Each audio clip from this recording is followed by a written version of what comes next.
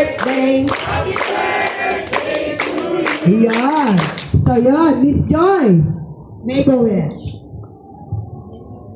Siyempre, yung wish na pwedeng marinig ng iba, at yung wish na hindi pwedeng marinig ng iba before the blowing the candle. Yung wish muna na pwede naming marinig.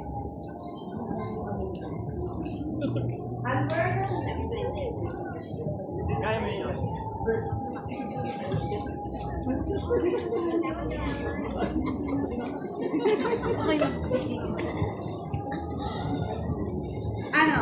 Nakapag-wish ka na? Wala ko narinig. Oh, message ka muna sa mga taong natin dito. First of all po, gusto ko lang po mag-thank you sa lahat po ng tao na nag-effort po na pumunta dito. Na-appreciate ko po yung nilaan niyo po na oras, and thank you po for taking part in this, in my special day. Hindi ko po ito makakalimutan. So, maraming salamat po. Yan, talaga naman. Ayan. Nakapag-wish ka na? Mag-wish ka para sa kanila.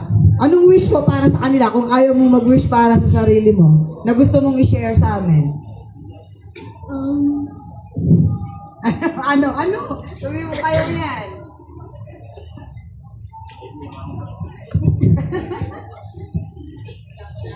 Sana, Sana mabusog silang lahat. So yan, sige. Miss Joyce.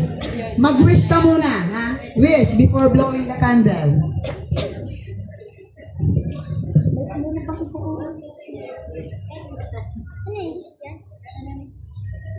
Sabihin mo sa akin pag ready ka na. Okay, wait. At the count of 3, kakanta ulit tayo, ha? Isang bagsak pa. Happy birthday to you. Bilis!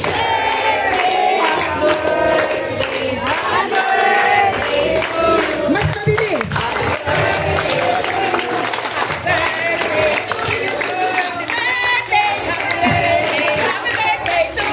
Yung mabagal! Happy birthday to you. Happy birthday. Nawala yung mga kumakanta. Ayan. Miss Joyce, you can blow the candle at the count of 3. 1, 2, 3.